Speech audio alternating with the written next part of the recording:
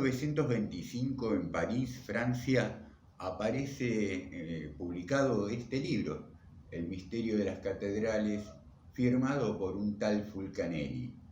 La primera edición habría sido de muy escasa tirada, pocos ejemplares y no habría tenido mayor éxito de ventas. No se conoce cuáles habrían sido las condiciones de esa edición. Y lo cierto es que esa publicación pasa sin pena ni gloria, queda ahí olvidada, hasta que a fines de los años 50, en agosto de 1957, sale publicada una segunda edición, también en lengua francesa, y finalmente iba a tener, esta con mucho mayor repercusión, finalmente iba a tener que tener una tercera reimpresión en 1964. En las últimas ediciones se compilan todos los prólogos que tuvo este libro, El misterio de las catedrales. El prologuista de todas las introducciones, de las diferentes ediciones, es un tal Eugene Cancelliet, que se declara discípulo de este gran Fulcanelli, de quien no se tienen mayores datos biográficos, ¿verdad?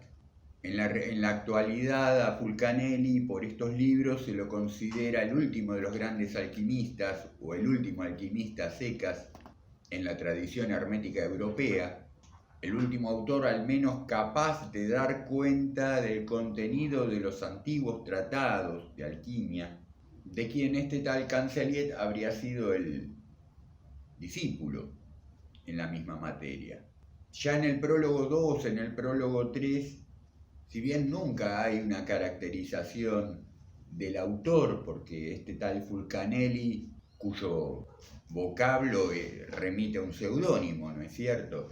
Por expresa voluntad, él nunca se iba a querer dar a conocer públicamente, con lo cual los datos que Cancelliet brinda en estos prólogos acerca del legítimo autor son muy escuetos, ¿verdad? Muy escasos.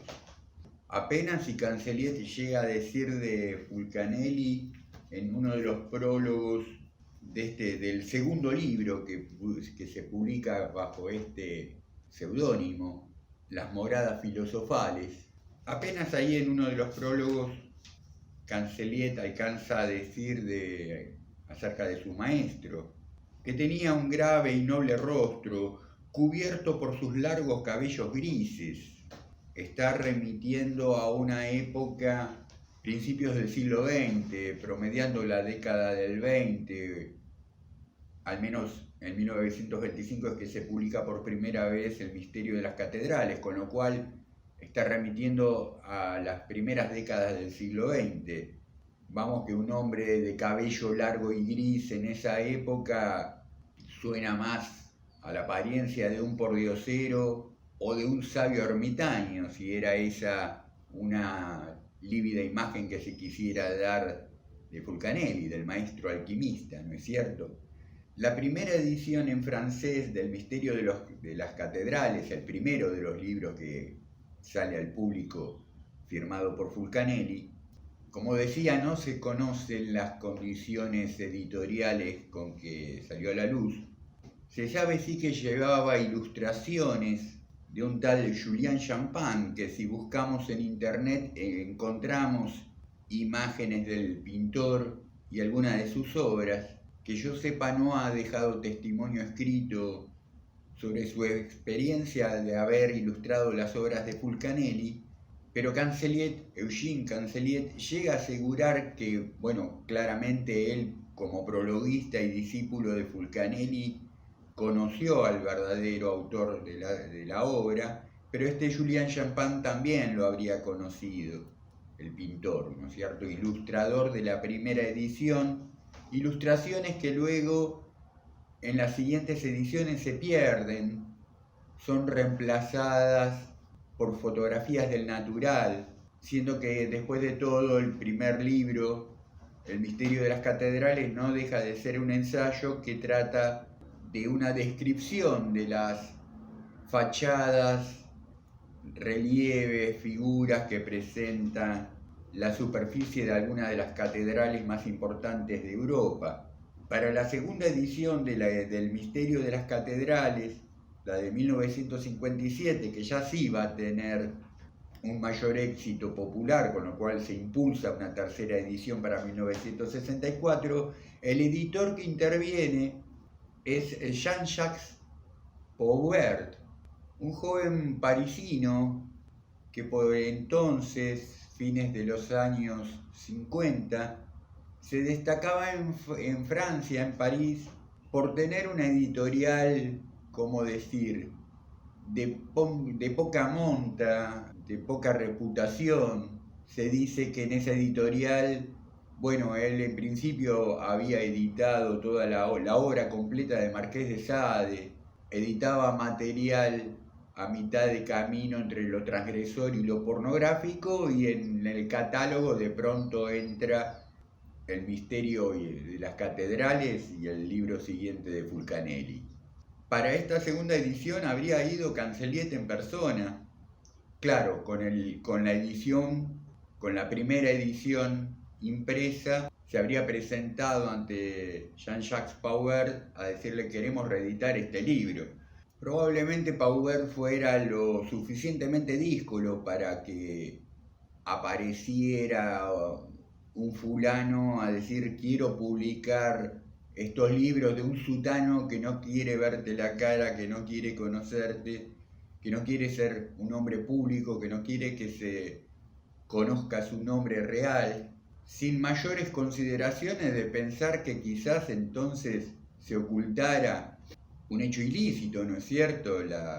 ¿Quién le aseguraba a Pauvert que este tal Cancelliet o bien no estuviera loco o bien le hubiera robado los textos a alguien, ¿no?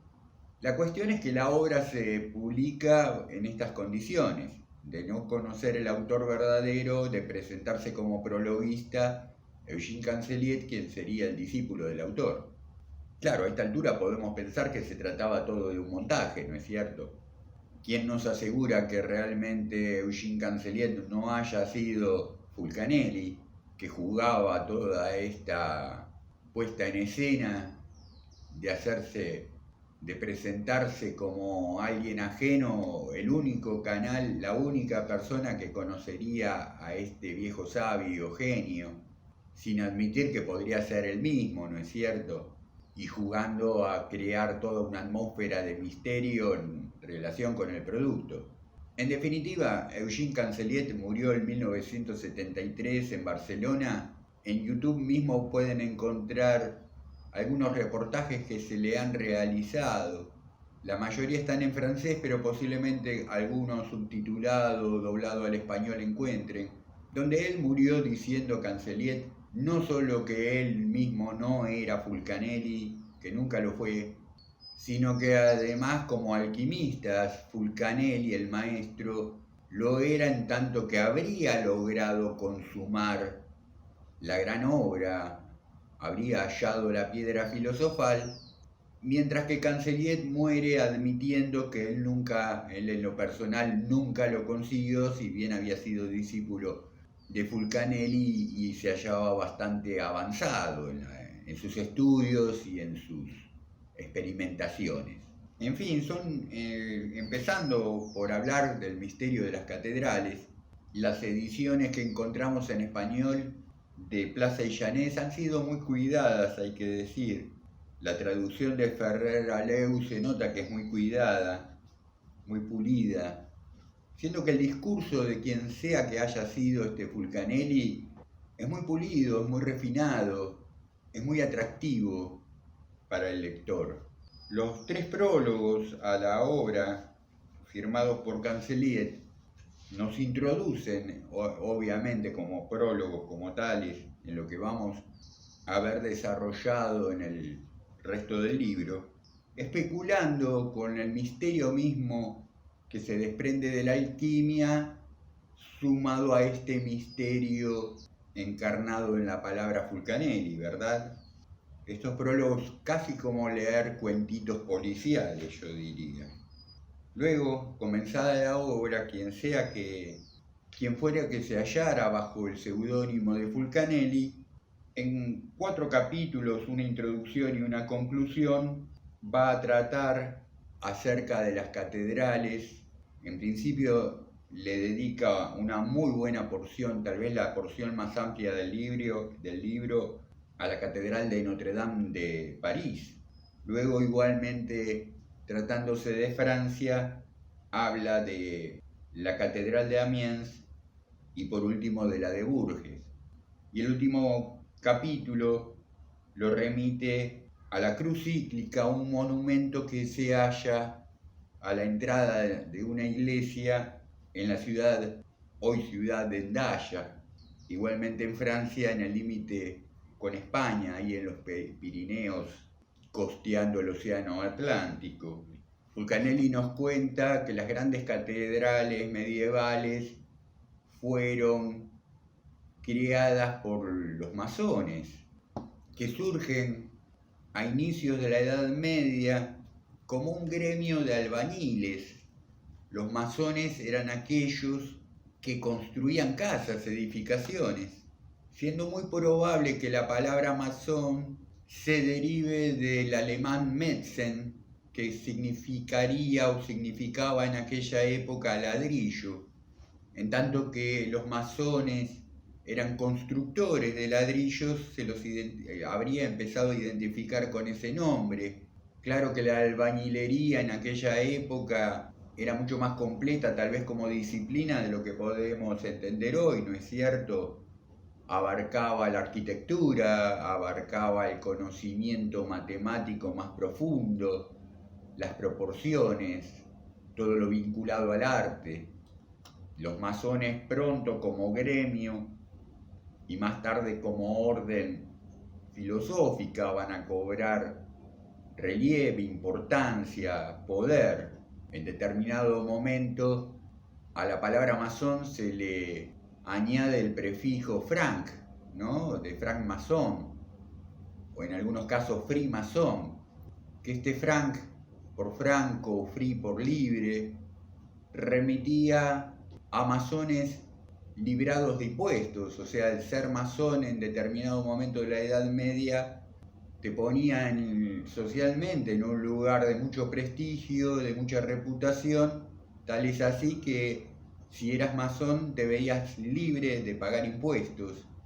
Al margen de estas peculiaridades, los masones entonces son quienes construyen las grandes catedrales europeas, no solamente estas de las cuales da cuenta Fulcanelli, la de París, Amiens, Bourges, sino las de prácticamente todas las ciudades, sino absolutamente todas las ciudades, no solamente de Francia, también del resto de los países, al menos donde ha llegado el cristianismo, el catolicismo, ¿verdad?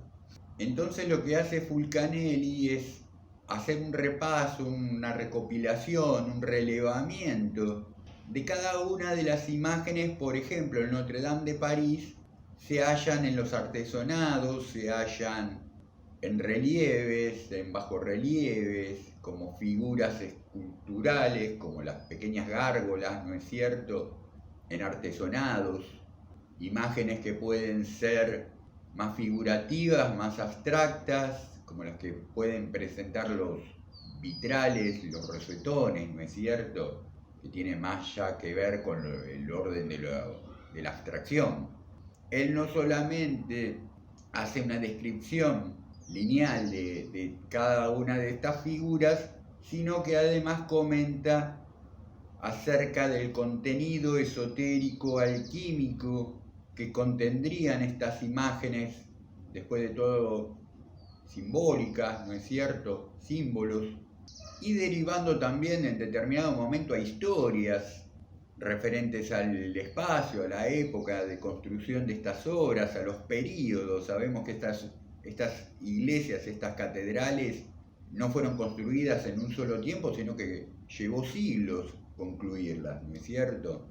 Si abrimos el libro al azar en cualquier página, para que tengan un ejemplo del discurso de Fulcanelli, tratando acerca de cualquier tema de los que comprende su obra, por ejemplo, les leo un párrafo. Dice: los temas herméticos del estilóbato se desarrollan en 2 hileras superpuestas, a derecha e izquierda del pórtico. Aquí está hablando, es el tercer capítulo referido al capítulo mayor sobre la Catedral de París. La hilera inferior comprende 12 medallones y la superior 12 figuras. Estas últimas representan personajes sentados en zócalos adornados con estrías, de perfil ora cóncavo, ora angular, y colocados en los intercolumnios de arcadas trilobuladas. Todos presentan discos con emblemas variados, pero siempre referentes a la labor alquímica. Si empezamos por la izquierda de la hilera superior, el primer bajorrelieve nos muestra la imagen del cuervo, símbolo del color negro. La mujer que lo tiene sobre las rodillas simboliza la putrefacción. En fin, algunos años más tarde, y aún sin haber tenido mayor éxito la primera edición del Misterio de las Catedrales, habíamos dicho que en 1925 aparece el libro por primera vez al público y no tuvo mayor éxito de ventas.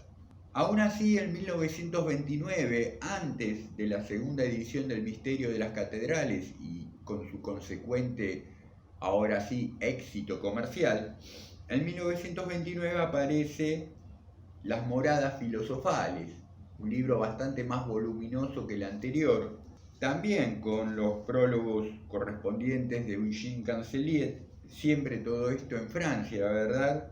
Luego hay de Las Moradas Filosofales, también hay una segunda edición, seguramente aprovechando el éxito ya de la segunda edición de El Misterio de las Catedrales, también ya de 1958 y una tercera edición de 1965.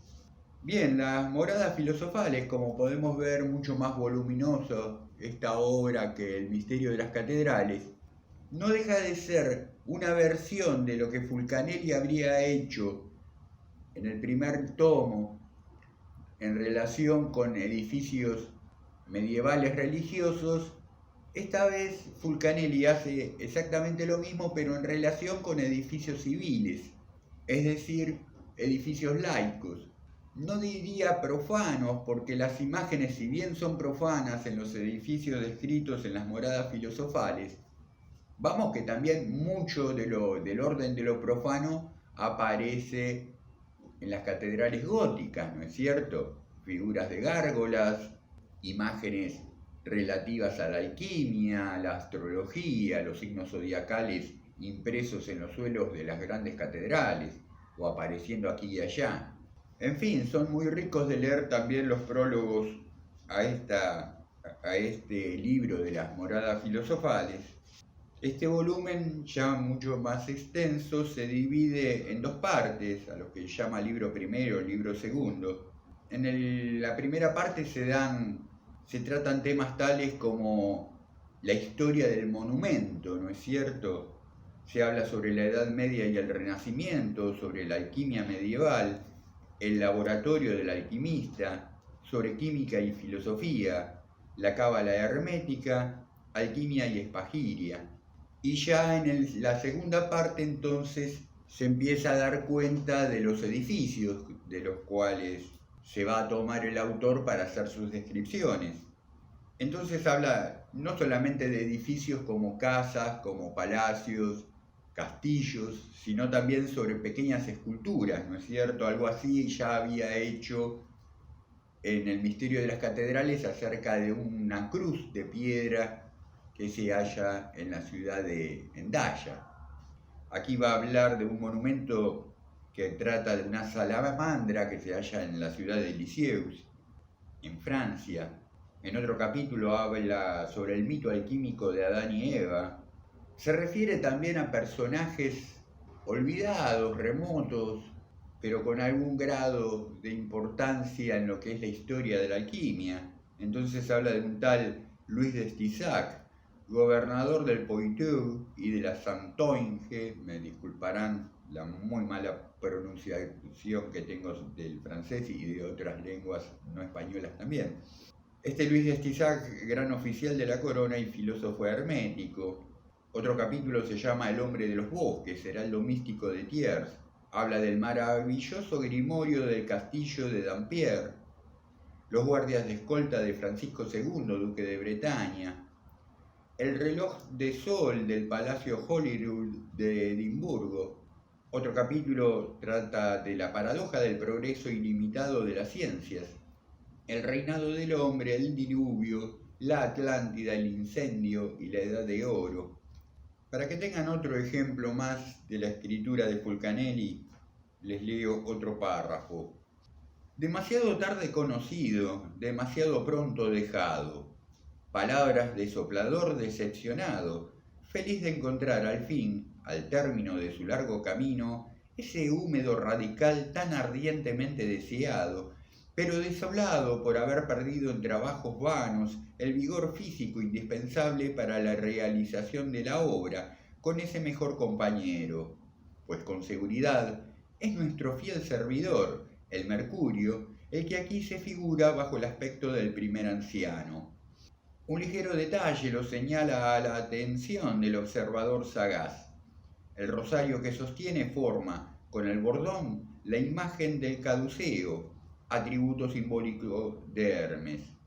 Por otra parte, hemos dicho con frecuencia que la materia disolvente es comúnmente reconocida, entre todos los filósofos, por ser el anciano, el peregrino y el viajero del gran arte, así como lo enseñan Miguel Mayer, Stolzio y otros muchos maestros. Y aquí entonces podemos hacer un acercamiento a la calidad literaria de esta obra, que mayormente, si me atrevo a mostrarles este material, creo que porque lo encuentro muy atractivo desde un punto de vista meramente literario. En ese grado de hermetismo, de dificultad para el lector de desentrañar un sentido cabal, quiero decir, objetivo acerca de lo que se está hablando, vamos que el lenguaje es muy poético y de manera permanente. En todo caso, va y viene el discurso entre una mayor densidad poética, oscura, a pasajes con mucha mayor claridad donde ya sí evidentemente vamos a entender de qué se está hablando. Sobre todo quizás cuando hace crítica del punto de vista de moderno acerca de las ciencias. En ese sentido es muy, incluso en determinados momentos, muy gracioso. Sus posturas, sus chistes, sus retruécanos. Fulcanelli era un hombre, a la hora de escribir al menos, se lo nota feliz, contento de estar haciendo lo que hace.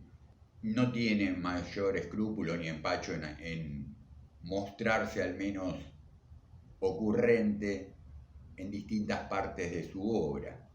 Estas habrían sido las únicas obras que escribe Fulcanelli después de las Moradas Filosofales, y aún con todo el éxito en los años 50-60 no vuelve a aparecer más nada. Decimos que Cancelliet, si hubiera sido él quien se escondiera bajo este seudónimo, falleció en 1973, tiempo le hubiera quedado, siendo además que ya de anciano se lo nota saludable en los reportajes. El mismo Cancelliet llega a publicar bajo su propia firma libros sobre alquimia. Pero ya en los prólogos que escribe también a estos libros, si prestamos atención vemos que el discurso no es completamente homogéneo, más que por lo que pudiera ser similitud que hubiera entre dos personas que son educadas al escribir y eruditos de su tema, ¿no es cierto? No es, quiero decir, la misma personalidad la del prologuista que la del autor de los textos principales. Desde ya que esto podría ser una construcción, ¿no es cierto?, ficticia por afuera de la obra. Si es así, está realizada, ese artificio está realizado con exquisitez. Y de tal manera que nos va a quedar permanentemente la duda de si Fulcanelli y Cancelliet realmente fueron dos personas o una sola, ¿no es cierto? En alguno de los prólogos de estos libros, Cancelliet da cuenta de que en principio el plan habría sido publicar 3 libros El misterio de las catedrales, las moradas filosofales y un tercer título que estaba definido como la gloria del fin del mundo. Ese iba a ser el título del tercer libro. No hubo publicación de ese libro, de esa tercera obra, hasta en el cambio de siglo, en el cambio de milenio, incluso fines de 1999, principios del 2000, aparece al público ya muerto Eugene Cancelier, ¿no es cierto? Un libro con el título La gloria del fin del mundo, firmado por un tal Fulcanelli, con lo que se reabre el misterio Fulcanelli, ¿no es cierto? ¿De qué trata ese libro? Ya me parece que es tema para otro video, porque es un fenómeno en sí mismo, en esta gran historia, la aparición repentina de lo que será el tercer libro perdido de Fulcanelli. En fin, mis queridas, queridos, querides, les dejo con todas estas inquietudes misteriosas. Espero que hayan disfrutado este video. Les voy a agradecer, como siempre les digo, que dejen likes, comentarios, que se suscriban, que recomienden el canal. Y ya otra vez me despido de ustedes, como siempre, estén pasando gratos momentos y teniendo hermosas lecturas. Hasta pronto.